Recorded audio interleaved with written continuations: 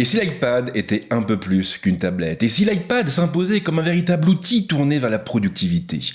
Aujourd'hui, je vous présente 6 applications que j'utilise au quotidien pour être plus productif avec mon iPad Pro. Il y a quelques semaines de cela, je relatais mon passage d'un Mac à un iPad. Une vidéo qui a très bien marché et qui m'a valu des réactions très encourageantes de votre part. Mais ce que je ne vous ai pas dit à l'époque, c'est que ce retour d'expérience n'était que la première vidéo d'une longue lignée. Parce que l'iPad est un peu plus qu'une tablette et bien utilisé, il peut s'avérer parfaitement redoutable dans un usage personnel ou professionnel. Dans cette nouvelle vidéo, je vais donc vous présenter toutes les applications que j'utilise pour mon travail avec l'iPad Pro. Certaines sont gratuites, d'autres sont payantes, mais elles ont toutes réussi à s'imposer durablement dans mon workflow. Et bien sûr, si vous avez d'autres outils en tête, d'autres applications à conseiller, eh bien ce n'est pas compliqué, il suffit de laisser un petit commentaire à la suite de la vidéo.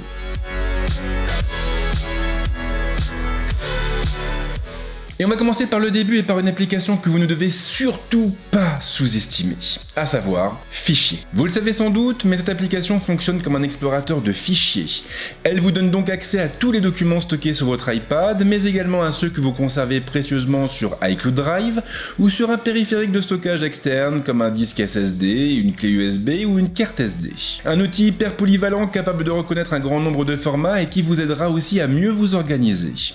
Il sera en effet possible d'ajouter les dossiers les plus importants à vos favoris ou encore d'utiliser les tags pour ordonner vos fichiers. Et à ce propos, si je peux vous donner un conseil, c'est de supprimer tous les tags couleurs qui sont créés par défaut dans Fichier pour créer d'autres tags, d'autres mots-clés avec des termes bien sûr un peu plus spécifiques. En revanche, gardez à l'esprit que ce système de tags est complémentaire au système de dossiers et de sous-dossiers. Il permet juste de retrouver certains fichiers importants plus rapidement. Et il n'est donc pas nécessaire de l'étendre à l'intégralité des fichiers que vous stockez sur votre iPad ou sur iCloud Drive. Pour ma part, j'ai mes dossiers et les tags me servent simplement à pointer les documents très importants pour chacun d'entre eux, un peu comme un double système de classement. Mais ce système de tags n'est pas la seule force de Fichier, j'utilise aussi beaucoup le scanner intégré à l'application, que ce soit sur mon iPad ou mon iPhone. J'ai en effet créé dans iCloud un dossier baptisé Scan. Une fois dedans, je peux aller taper sur les 3 petits points de la colonne de gauche pour aller chercher l'option scanner des documents. Il ne me restera alors plus qu'à prendre ma tablette ou mon téléphone et cadrer les documents que je dois scanner. Et l'avantage ici, c'est que ce dossier est synchronisé entre tous mes appareils. Je peux donc retrouver mes scans sur mon iPhone ou mon Mac pour les envoyer plus facilement ensuite à ma comptable. Plus besoin d'un vrai scanner, plus besoin d'une imprimante multifonction. Vous prenez votre tablette ou votre téléphone et ça suffit amplement. Et le gain de temps n'est vraiment pas négligeable et je pense d'ailleurs que toutes les personnes qui ont une boîte seront d'accord avec moi.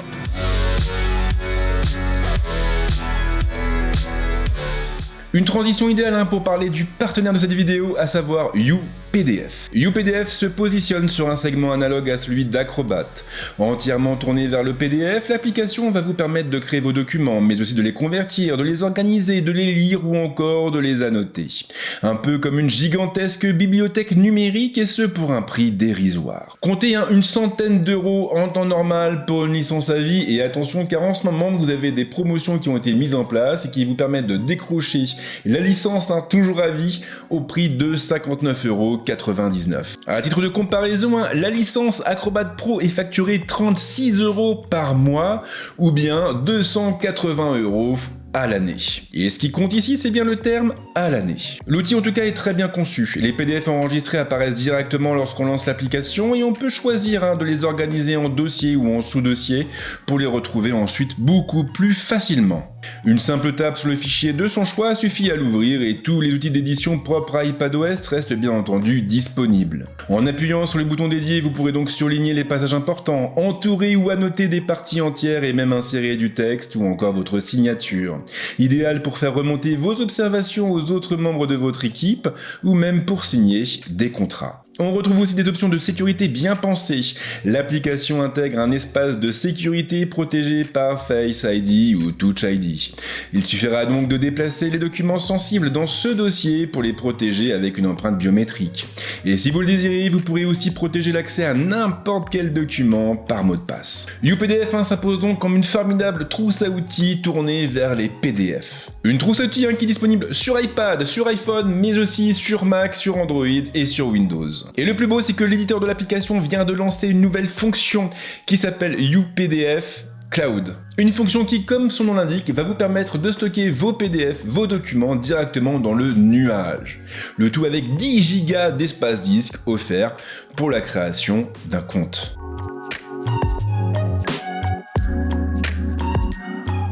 Et nous voilà arrivés à ce qui sera sans doute le gros morceau de cette vidéo, à savoir Notion. Ce nom, vous le connaissez forcément. Notion se pose un peu comme une trousse à outils numérique et vous pouvez en faire tout ce que vous voulez. Ce qui peut d'ailleurs être assez déroutant au départ. Et pour tout vous dire, ma première fois sur Notion remonte à 2020. Et à l'époque, j'avais perçu l'application comme un simple outil de prise de notes, un outil de prise de notes qui était doté d'une interface pas forcément évidente. Et du coup, à l'époque, j'avais fait le choix de rester sur Apple Notes qui m'allait amplement. Mais voilà, en début d'année, j'ai décidé de sortir de ma zone de confort et de me tourner une nouvelle fois vers Notion. Tout ça après avoir regardé la vidéo d'un confrère américain, un confrère qui présentait les principales fonctions de l'outil. Et là, ça a été comme une espèce de révélation. Je me suis rendu compte que j'avais vraiment eu tort. Notion est tellement plus de choses qu'un outil de prise de notes. Mon Notion, qui ne ressemblera pas forcément au vôtre, est ainsi articulé autour de plusieurs dossiers principaux. Des dossiers articulés eux-mêmes autour de ma vie personnelle et professionnelle. Dans le dossier influence qui correspond à l'activité principale de mon entreprise, je vais trouver plusieurs sous-dossiers thématiques renvoyant vers les briefs auxquels je participe ou encore le suivi de mes projets. Et c'est bien entendu ce dossier qui est le plus important pour moi puisqu'il regroupe toutes les données, toutes les informations relatives à mes vidéos. Concrètement donc, chaque vidéo est associée à un projet et ces derniers sont tous structurés en 4 tâches principales: l'écriture du script, le tournage, le montage et la mise en ligne. Mais ces tâches ne sont pas de simples lignes, elles renvoient chacune vers des pages dédiées. Celle concernant l'écriture du script fera ainsi apparaître mon script. Alors c'est simple, c'est basique et ça évite surtout la multiplication des dossiers, des sous-dossiers et des fichiers. Je n'ai ainsi qu'à ouvrir un projet pour avoir toutes les informations relatives à la vidéo. De l'écriture jusqu'à sa mise en ligne. Tout l'avantage étant que ces projets s'inscrivent aussi dans le temps. En basculant sur la vue timeline, je peux donc visualiser mon calendrier de publication et connaître précisément le temps passé sur chaque projet. Et ça aime encore plus loin, toujours dans mon dossier influence, j'ai aussi une sous-page intitulée idées de vidéo. Sauf que sur cette sous-page, je ne vais pas seulement noter mes idées de vidéo. En réalité, je vais faire apparaître tous les projets sur lesquels je travaille, donc toutes les vidéos qui sont en cours ou du moins qui sont projetées. Et le tout en allant directement taper sur la base de données associée à mes projets. En gros, donc, lorsque je note une idée de vidéo, automatiquement Notion va créer un projet. Un projet que je n'aurai plus ensuite qu'à compléter. Et je crois vraiment que c'est ça la subtilité de Notion. Chaque page peut correspondre à une base de données. Mais une base de données n'est pas forcément réservée qu'à une seule page. Et vous pouvez donc l'interroger depuis une autre page. Ou même depuis une autre base de données. Alors bien sûr, ça exige une certaine gymnastique au niveau de l'esprit, mais si je peux vous donner un conseil qui m'a été donné par un ami, c'est de commencer en vous appuyant sur une simple page blanche. Construisez votre base de données sur le papier avant de la créer dans Notion. Ça vous évitera bien des déboires et surtout bien des erreurs. Notamment au niveau de sa structure. Et ce système, je le répète aussi pour tous les formats courts, comme les TikTok, les réels ou encore les shorts, avec quelques changements cependant. Pour chaque projet, je peux en effet définir le format ou la plateforme de diffusion, et avec la fonction de tri intégrée à Notion, je peux également lui demander de filtrer les tableaux en fonction du format ou de la plateforme de mon choix. Et puis ensuite, bien sûr, il y a toutes les fonctions liées à l'IA. ChatGPT a clairement créé un précédent et de nombreux outils et applications proposent ainsi désormais des fonctions tournées vers l'intelligence artificielle. Notion en fait partie et un simple slash bien senti permet de déclencher son IA. Une IA qui pourra écrire du texte ou même trouver des idées à notre place. Et oui, ça marche aussi avec les idées de vidéo, ce qui permet parfois de trouver des sujets qu'on n'aurait pas forcément trouvé autrement. C'est donc une fonction qui est hyper utile quand on manque un petit peu d'inspiration ou de structure. Toujours est-il que beaucoup de choses sont possibles avec Notion, et il suffit d'ailleurs de consulter la page des templates pour s'en rendre compte. Les choix sont nombreux et touchent à peu près à tous les domaines, comme le journalisme, la compta, l'enseignement, la gestion de connaissances, ou même le design et la gestion de projets. À un point tel qu'il faudrait presque une vidéo entièrement dédiée à Notion, et d'ailleurs, indiquez-moi dans les commentaires si cette idée est susceptible de vous intéresser.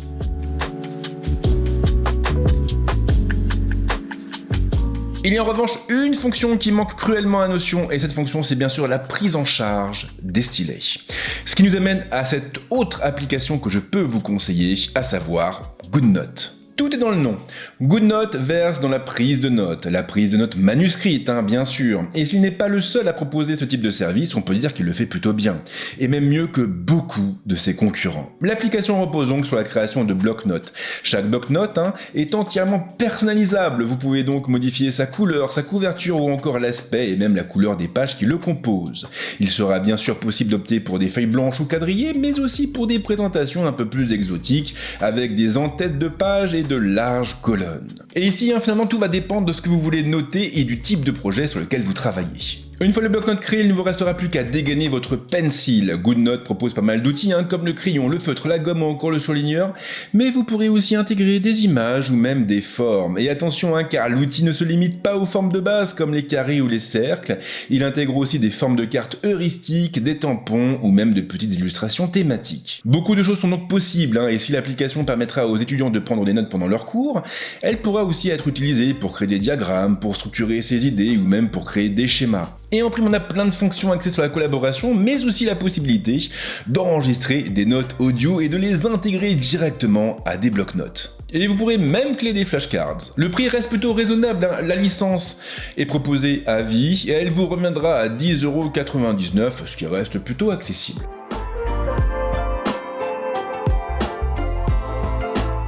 L'avant-dernière application de cette vidéo n'est autre que GoodLinks, une espèce de grande poche virtuelle dans laquelle vous allez glisser vos liens, vos images, vos sons, vos vidéos, pour les retrouver ensuite plus facilement entre tous vos dispositifs. Une fois l'application installée, GoodLinks apparaîtra dans le menu de partage d'iPadOS, et vous n'aurez donc besoin que de quelques secondes pour envoyer le contenu de votre choix vers l'application.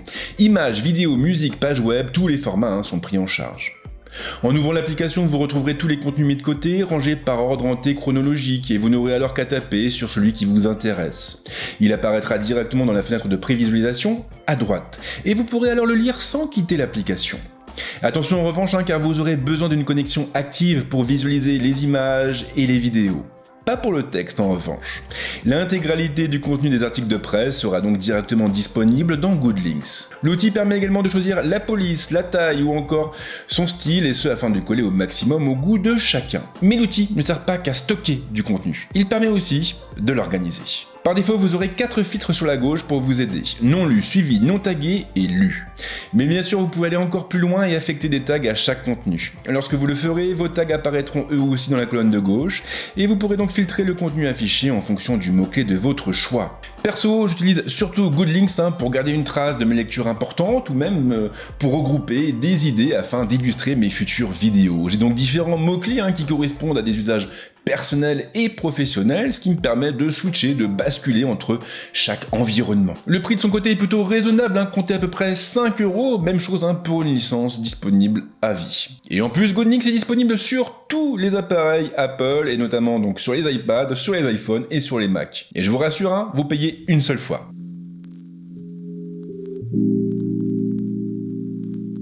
Et on termine cette sélection avec une application récente développée par Apple et directement intégrée aux dernières versions d'iPadOS, à savoir Freeform. Freeform se présente sous la forme d'un grand tableau blanc participatif. Une fois l'application lancée, vous allez vous retrouver face à un tableau de bord très épuré. À gauche, les différents dossiers et filtres créés par défaut.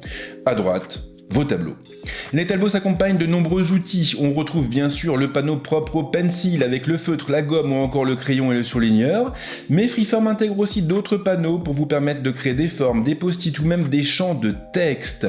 Et bien sûr, vous pouvez aussi insérer des photos, des vidéos, des liens ou carrément des documents. Des documents que vous pourrez ensuite ouvrir directement depuis l'application. En parallèle, Freeform propose aussi des fonctions de collaboration pour favoriser le travail en équipe. Alors je vais être honnête avec vous, au départ, Freeform ne m'avait pas spécialement tapé dans l'œil. Et je me suis donc fait violence, je suis une fois de plus sorti de ma zone de confort pour lui donner une chance. Et au final, après avoir travaillé sur plusieurs tableaux, l'application m'a plutôt agréablement surpris. Elle m'a permis de réorganiser mon setup, mon bureau, elle m'a aussi permis de prendre des notes pour cette vidéo et pour les prochaines, et tout ça avec une grande facilité. Reste que je suis encore dans une phase de découverte et j'ai encore du mal à positionner Freeform par rapport à GoodNote. Parce qu'au final, chaque application a ses forces et ses faiblesses. GoodNote a pour principal défaut d'être payant, là où Freeform est proposé gratuitement. Sauf que sur GoodNote, vous avez plus d'options de personnalisation au niveau des blocs-notes, vous pouvez structurer vos notes sur différentes pages, et puis surtout, vous avez accès à l'application depuis l'iPad, l'iPhone et le Mac. Pour Freeform, actuellement, il faut se limiter à l'iPhone et à l'iPad. Ce que je vais faire donc, c'est continuer à utiliser Freeform durant ces prochaines semaines, histoire d'y voir un petit peu plus clair, et il n'est donc pas impossible que l'on reparle de l'application dans un futur plus ou moins proche.